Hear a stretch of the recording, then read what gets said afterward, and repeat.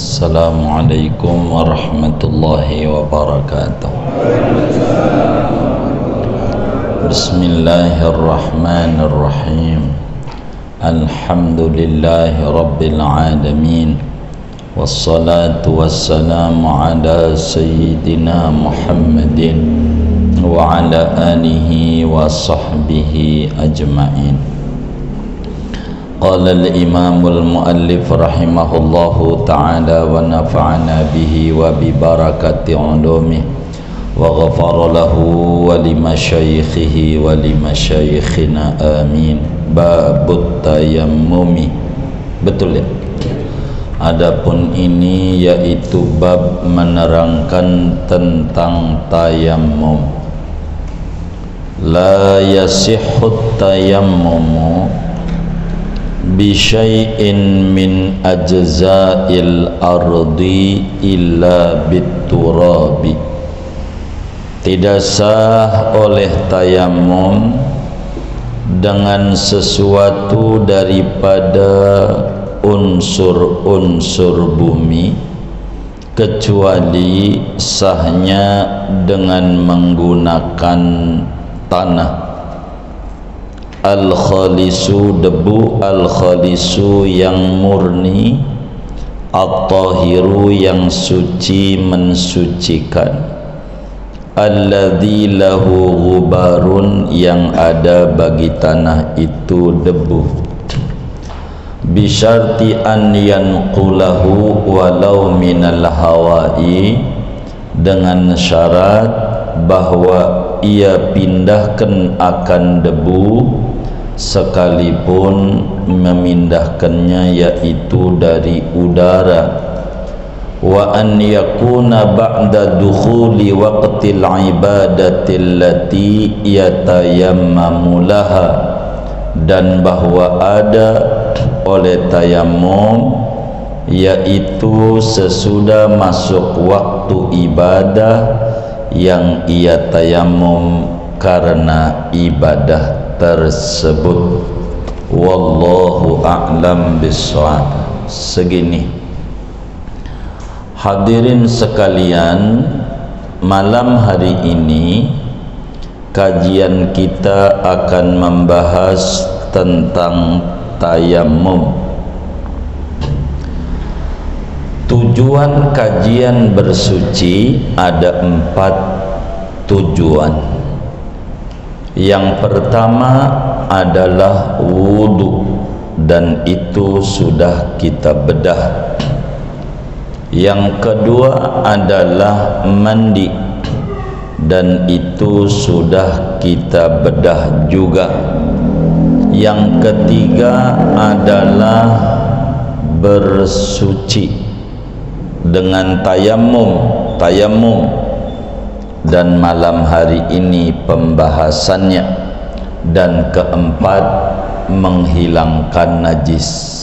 Nanti sesudah kajian tayammum akan dibedah, sehingga tayammum adalah tujuan daripada kajian bersuci yang ketiga sesudah wudu dan mandi. Tayammum, saudara, artinya tayammum itu dalam terminologi agama adalah menyampaikan debu yang tertentu pada anggota tubuh yang tertentu disertai niat. Itu namanya tayammum. Jadi tayammum itu menyampaikan debu tertentu, artinya debunya ada syaratnya nanti pada anggota tubuh tertentu, maknanya wajah dan tangan, tentu dengan niat nanti akan diatur. Ini disebut tayammum. dalam pandangan agama.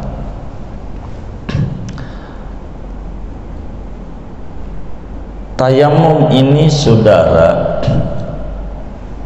penting untuk kita pelajari karena memiliki fungsi tiga. Ada tiga fungsi dan manfaat daripada mengkaji tentang tayamum.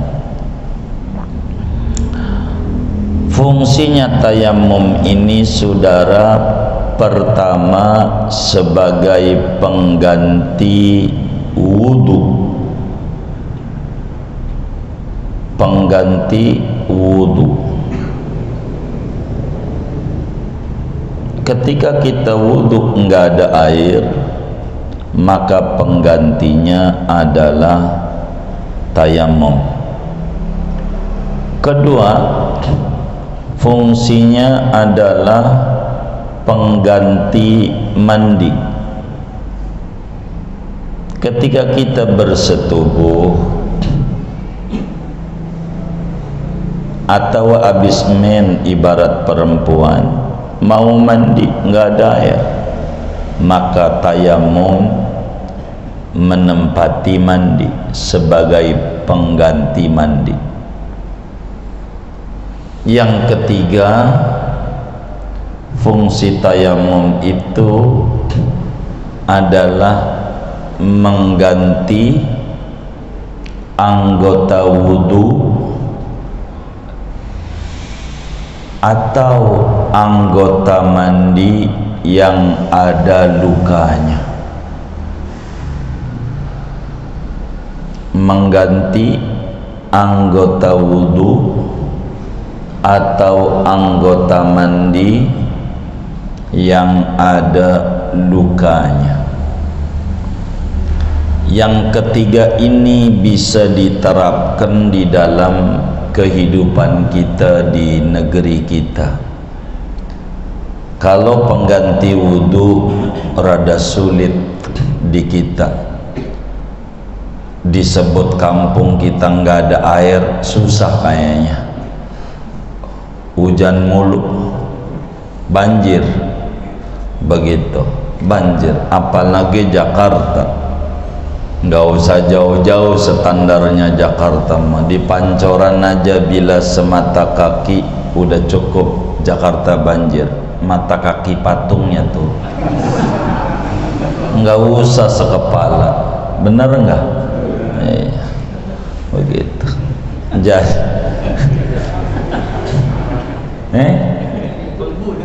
iya, Jakarta banyak air. Kalau tayamum ini judulnya mengganti wudu, kayaknya sulit, rada langka di kita karena air banyak. Artinya kalau di negeri Arab bisa, di Maroko dah bisa gitu, di daerah-daerah iklim panas itu bisa.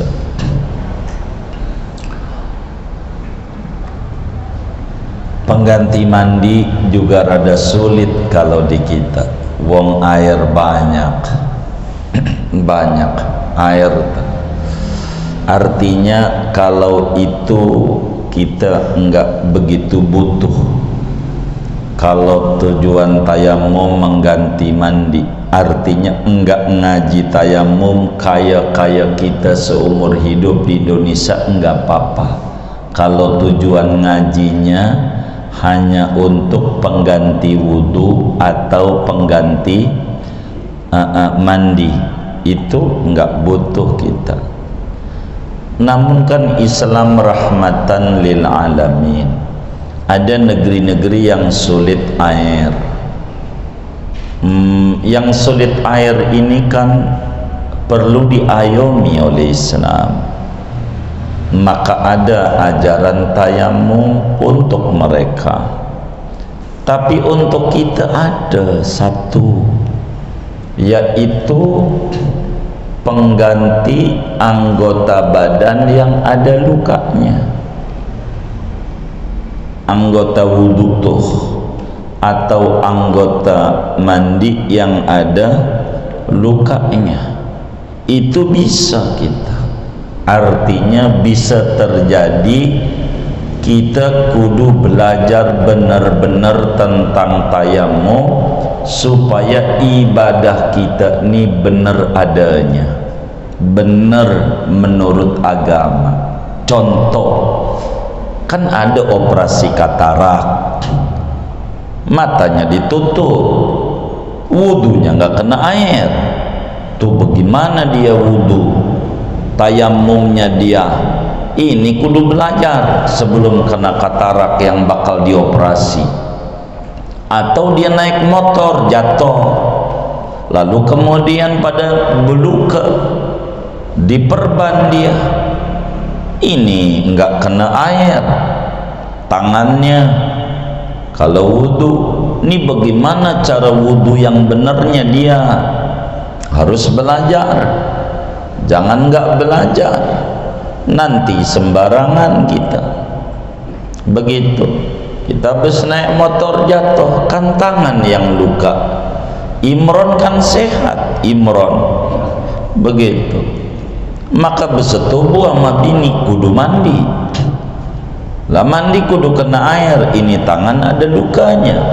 Bagaimana ini cara mandinya biar dia ibadahnya benar? Ini bisa terjadi di kita punya negeri, artinya kita bisa ngalamin. Sehingga penting kita ngaji tentang tayamum. Jangan kita berkata, buat apa ngaji tayamum air banyak? Dia ndak faham fungsi tayamum ada 3: pengganti mandi, pengganti wudu, pengganti anggota wudu atau anggota mandi yang ada lukanya. Ini begitu. Tayamum, saudara, merupakan rukhsah. Rukhsah itu kelonggaran agama, keringanan agama, dispensasi daripada agama. Ini tayamum. Dispensasi itu pindah dari yang berat menuju yang ringan disebabkan ada alasan yang dibenarkan oleh agama. Namanya disebut rukhsah. Kayak sholat jamak qashar namanya rukhsah. Kelonggaran agama orang yang bepergian jauh jadi 4 jadi 2, itu namanya rukhsah, dispensasi dari agama. Dispensasi itu rukhsah. Enggak semau kita. Apakah yang dapat gelar LC lulusan Covid? Ini juga rukhsah yang kudu ditayamumin. Nah ini ntar kita bedah biar tahu. Begitu. Tayamumin aja, takut nular. Nempel juga. Nempel enggak? Nempel yang enggak. Ini nanti kita bedah biar kita benar ajaran tayamum ini bagaimana. Begitu, biar kita benar jadi muslim. Rukhsah, kelonggaran agama. Dan Islam itu ringan.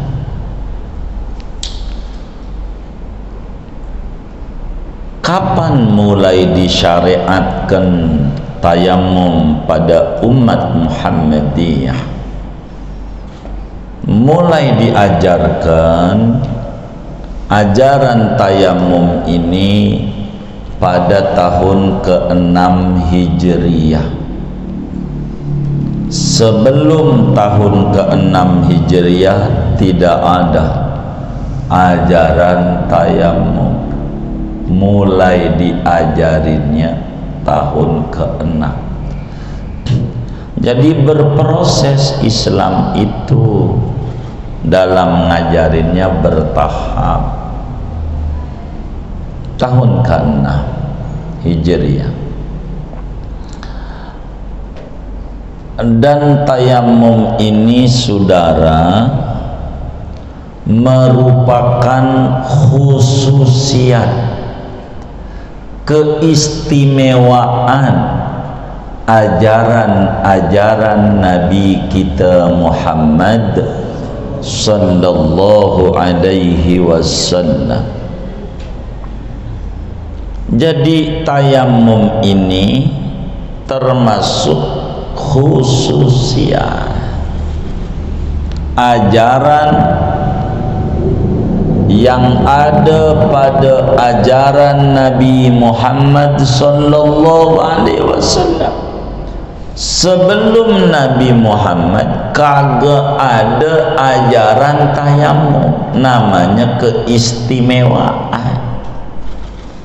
Nabi Adam ora ada tayamum, Nabi Musa ora ada, Nabi Isa yang dekat jaraknya dengan Nabi kita kagak ada ajaran tayamum. Kalau orang-orang dulu umatnya Nabi Isa, umatnya Nabi Musa, kalau sampai kagak ada air di kampungnya atau bepergian kagak ketemu air, kagak boleh sholat sama Allah. Kalau nggak ada air haram sholat, biar debu banyak. Iya, nggak ada ajarannya dari Allahnya, kagak boleh. Sehingga di kampung yang nggak ada air sampai 6 bulan, ya nggak sholat 6 bulan, nggak boleh. Habis 6 bulan baru datang musim penghujan, baru yang 6 bulan ditinggal disuruh diqodoi sama Allah, karena nggak boleh sholat. Kagak ada ajaran tayamum, nggak boleh. Udah ada air baru dia sholat diqodoi. Tapi buat umatnya Nabi Muhammad sallallahu alaihi wasallam, Allah tak izinkan. Enggak ada air, ya udah enggak usah sholat sama Allah. Jangan, Anda boleh dekat dengan saya meski air tak ada. Caranya tayamum. Anda tak boleh putus hubungan dengan saya, kata Allah. Anda terus jalanin hubungan itu dengan saya meski air tak ada. Ku ajarkan kepada Nabi Anda namanya tayamum. Anda ikuti Nabi Anda ajarannya. Begitu. Sehingga kita dalam kondisi apapun tidak boleh lupa Allah. Hatta enggak ada air, tetap kita kudu ingat Allah. Jangan sampai timbang ada COVID yang diingat-ingat COVID mulu, Allahnya kurang. Mau ngapain hidup? Yang enggak, yang benar lah. Kan yang nularin Allah, yang enggak nularin Allah yang narohin penyakit Allah, yang bisa nyabut penyakit Allah. Dorong umat supaya dekat dengan Allah, itu yang benar. Kebijakan yang mengandung kebajikan. Jangan sampai kebijakan tidak ada unsur kebajikan, repot. Begitu di masjid renggang, pulang naik motor rapet, boncengannya mana meluk lagi temennya, udah kayak lakinya aja gitu. Kayak di masjid kagak ada Allah, waktu naik motor ada. Kan ini enggak lempeng. Ada enggak yang kayak begitu? Enggak ada, alhamdulillah. Takut ada doang. Ini kan yang bener mindset kita. Mindsetnya harus rapi. Dia ke masjid pakai masker, lagi melek, lagi tidur, pakai nggak sih ya? Kayak kalau tidur masker itu covidnya tidur. Kalau melek, covidnya melek, itu ada remote-nya. Ini enggak bener ini. Yang kayak begini nih, didandanin biar kita ingat Allah terus begitu. Selain Allah kecil, yang besar Allah, Allahu Akbar. Kalau saya punya kepengen begitu tuh, tinggal dibatasi yang ke masjid begitu, umpama 3 orang gitu, atau 2 orang, 1 muadzin, 1 imam.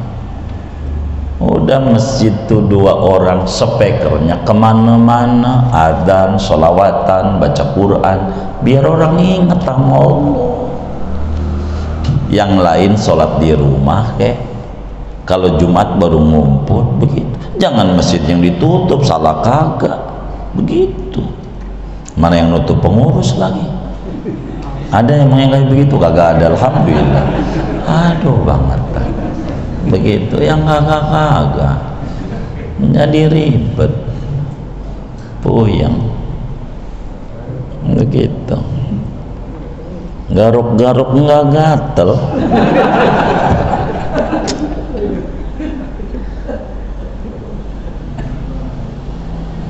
Jangan dicatat, ini direkam lagi. Aduh begitu ya, enggak nih.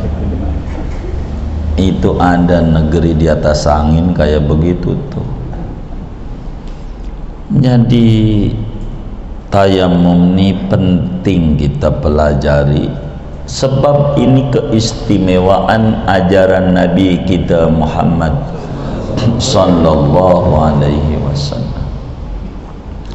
Dalam hadis yang sahih, Imam Bukhari riwayatkan di dalam Sahihul Bukhari,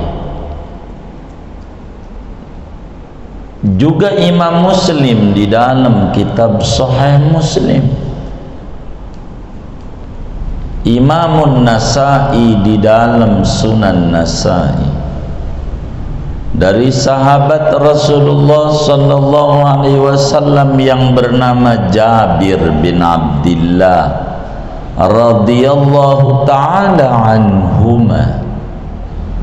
Kata Jabir, qala Rasulullah sallallahu alaihi wasallam, Rasulullah bersabda, kata Nabi dalam hadisnya, u'titu khamsan lam yu'tahunna ahadun min qabli. Kata Nabi, aku diberikan keistimewaan oleh Allah dengan 6 perkara yang seorang nabi pun sebelumku ora ada yang diberi oleh Allah. Kagak ada. Kita doang umat Muhammadiyah umatnya baginda kita Nabi besar Muhammad sallallahu alaihi wasallam. Ada 5 kata Nabi keistimewaannya itu. 1 dari 5 karena banyak. Kalau diterangin muakan ngaji judul doang ini malam. Mau diterangin muakan nggak usah, bentar lagi bulan Maulid. Maulid aja. Kan begitu. Kata Nabi, waju'ilat liyal ardu masjidan wa tahuran. 1 dari 5 dijadikan tanah itu sebagai tempat sholat dan alat bersuci. Jadi bumi dijadikan oleh Allah buat umat Nabi Muhammad tempat sholat.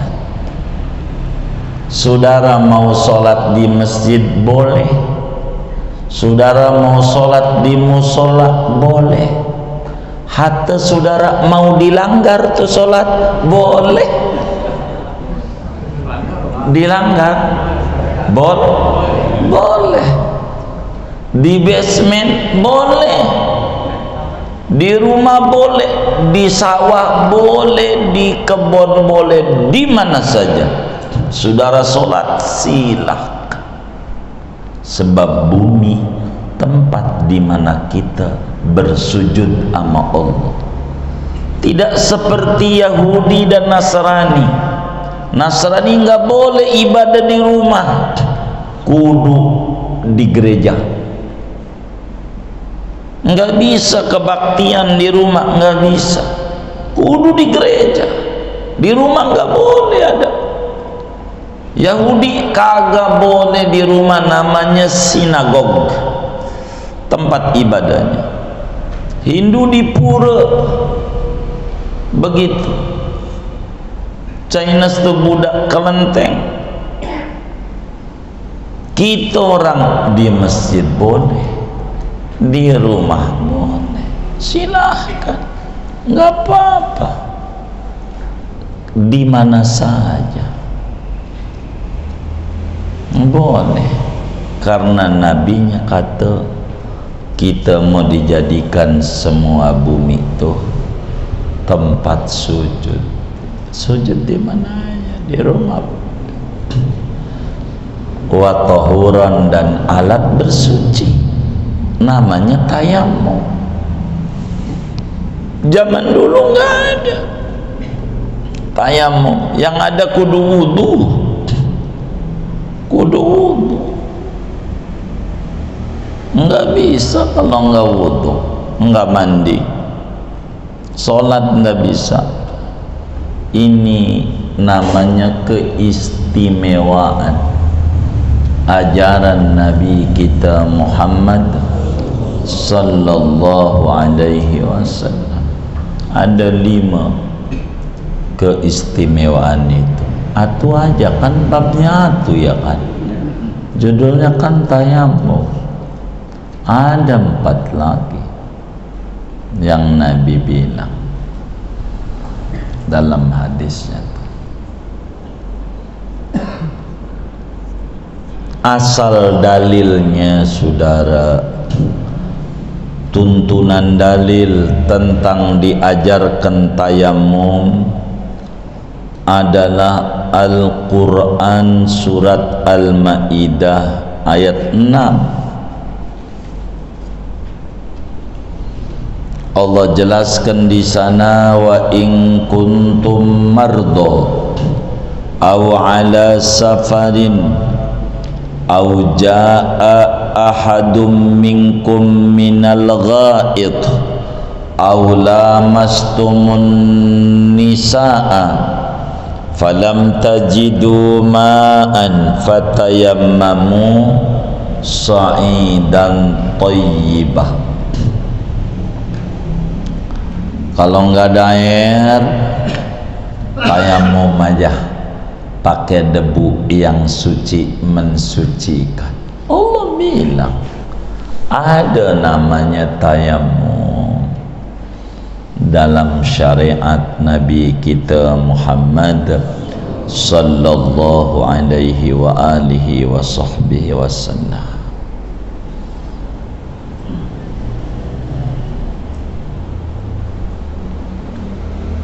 Nah, berbicara tayamum ada banyak bahasan yang harus kita bedah, yang harus kita ketahui. Pertama, definisi tayamum sudah kita bedah tadi. Definisi tayamum jadi nyampein debu ke wajah dan tangan. Tuh ingat, wajah sama tangan anggota tayam. Jangan sampai saudara tidur sama bini nggak ada air, guling-guling di tanah. Itu namanya kagak ngaji. Gitu, guling-guling. Ini wajah sama tangan tayamum begitu. Gitu, anggotanya cuman dua, cuman mau diatur nih bagaimana-bagaimananya. Tuh begitu tayamum. Kapan disyariatkannya? Sudah. Apakah termasuk keistimewaan ataukah dari dulu sudah ada? Udah. Nah, karena kitab kita ini adalah kitab hukum, maka kita akan menerangkan tayamum dari aspek hukum. Begitu. Yang pertama, syarat-syarat tayamum. Syarat-syarat tayamum.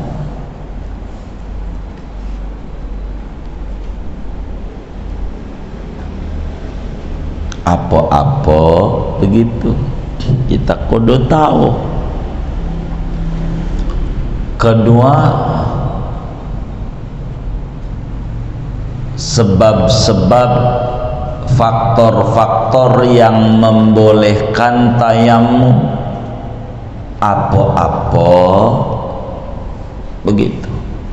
Apakah ketika enggak ada air di rumah lalu langsung tayamum, setelah dicek tokennya mati, ya wajar aja enggak ada air begitu. Pamnya mati, itu mah bukan tayamum, kasih engkoh ganti pamnya. Tuh begitu namanya sebab-sebab atau faktor-faktor kebolehan tayamum. Apa-apa. Kemudian ketiga, fardu tayamum. Bahasa kitanya rukun tayamum. Apa-apa.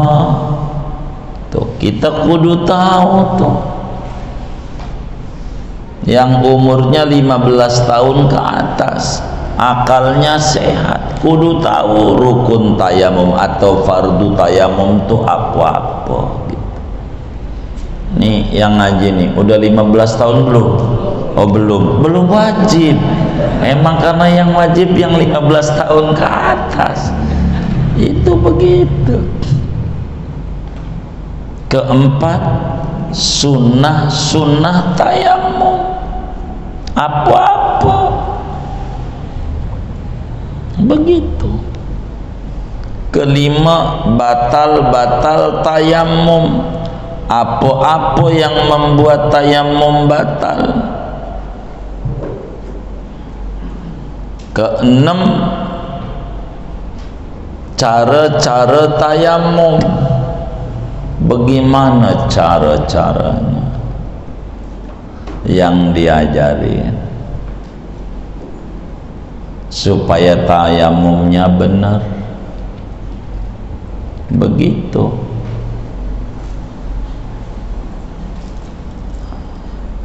Ini nih di antara hal-hal yang kudu kita pelajari tentang tayamum. Syaratnya, sebab kebolehan, artinya udah boleh tayamum apa kagak, begitu. Apa covid kudu ditayamumin, gitu. Namanya sebab-sebab kebolehan. Tar kita ngaji, gitu. Fardu-fardu atau rukun-rukun tayamum apa-apa. Kemudian itu sunnah-sunnah tayamum apa-apa. Sunnah sebelum tayamum, sunnah ketika tayamum, sunnah sesudah tayamum. Apakah kudu kumur-kumur juga tayamum tuh? Begitu lah, iya kan kita kudu tahu. Apa begitu? Itu kita kudu belajar. Batal-batal, apa yang batalin tayamum? Makruh-makruh. Begitu tata cara tayamum supaya benar nih tayamum, bagaimana ngusapnya ini yang Nabi ajarin caranya. Begitu caranya, begitu. Apa kudu ada truk lewat dulu ngangkut tanah, kita di belakangnya mukanya begini? Apa begitu? Kan kita kudu pelajari tayamum tuh. Apa kudu wajah kita kotor? Begitu. Kayak orang main domino kalah dicolekin pantat wajan. Begitu. Itu diatur nih sama Islam supaya kita nih benar dalam ibadah. Ala kulli hal, saudara, Islam ini agama yang enak, mengenakan nama umat. Allah bilang dalam Al-Quran surat Al-Hajj, wa ma ja'ala alaikum fid dini min haraj. Allah tak jadikan buat anda dalam Islam ini menjadi sempit. Enggak, Islam ini enak, longgar, menarik, mudah. Ajarannya tak ada yang menyulitkan, enggak ada. Semua memberi kemudahan kepada manusia. Enggak ada Islam mengekang orang, hatta perempuan tak dikekang dalam Islam, disuruh berkarya. Maka perempuan pertama yang menjadi sahib seorang perawat dan dokter namanya Siti Sumayyah. Itu begitu keluar Muslim. Karena Islam bukan agama mengekang, tapi Islam agama yang menata kehidupan. Inilah tayamum hadir di tengah-tengah kita sebagai ajaran, bukan untuk menyulitkan kita, tapi untuk menata bagaimana kita jadi muslim dalam kondisi tak ada air darurat. Hubungan kita tak boleh putus dengan Allah Subhanahu wa ta'ala. Inilah pentingnya kita ngaji babut tayamum. Penting kita orang mempelajari benar-benar apa yang diatur oleh agama terkait dengan tayamum ini, saudara. Bahkan di awal Al-Baqarah, masih di Al-Baqarah lah, di juz berapa, 2 mungkin ya, di awal-awalan lah gitu, belum di juz 3. yuridullahu bikumul yusra wala yuridu bikumul usra. Allah menghendaki kemudahan buat Anda manusia, dan Allah tidak menyulitkan Anda. Inilah tayamum. Maka diatur bagaimana tayamum itu, alatnya pakai apa. Apakah di pesawat kita haji, kita umroh kudu tayamum? Apa di pesawat ada debu apa kagak? Dipikirin nama kita. Tapi TV di pesawat ngajarin jangan nyontot TV, kudu ngaji. Ruangan ber-AC itu ada debu apa kagak? Begitu. Debunya bagaimana? Begitu. Kan dipikirin sama kita. Jangan main tepuk-tepuk aja yang kagak ada debunya. Pesawat ruangan ber-AC rapi begitu, cleaning service-nya safety banget, mana ada debu.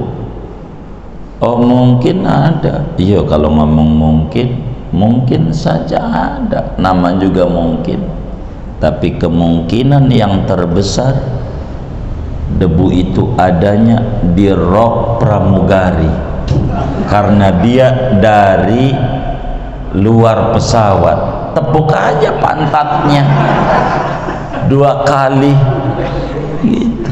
Paling juga nanti kasus pelecehan begitu. Jadi kita nih biar kita ngaji jangan sembarangan, biar benar. Jadi muslim tuh jangan asal-asalan, supaya kita ibadah nih mengikuti tuntunan apa saja Rasulullah yang harus menjadi panutan. Bagaimana Rasulullah tayamum, bagaimana Rasulullah ajarkan tayamum. Jadi kita hidup tidak boleh jauh dengan Nabi Muhammad sallallahu alaihi wasallam. Emang begitu.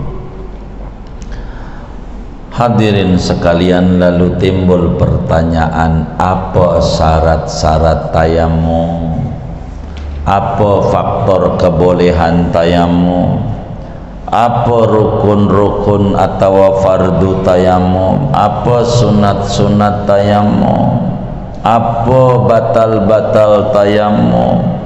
Apa tata cara tayamum bagaimana?